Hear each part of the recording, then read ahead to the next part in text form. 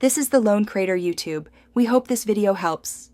You start by verifying your dataset, labels in one column and numeric values in the next.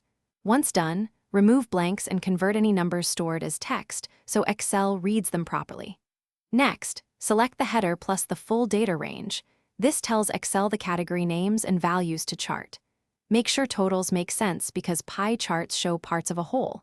If your values don't sum to a meaningful total, consider a different chart type instead. You now insert the chart.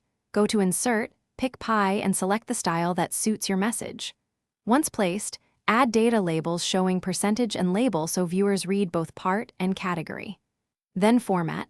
Explode slices to emphasize a piece, rotate the chart to place a key slice at 12 o'clock, and adjust label positions to avoid overlap. Make sure colors contrast. Consistent color mapping improves comprehension when you present multiple. You finish by refining readability. Add a clear legend or direct labels, choose readable fonts, and ensure color contrast for accessibility. If many tiny slices exist, group them into another category to keep the message focused.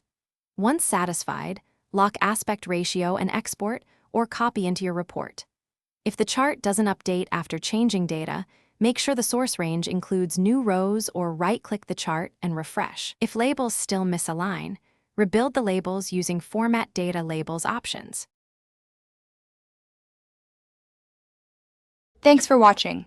Consider subscribing if we helped you.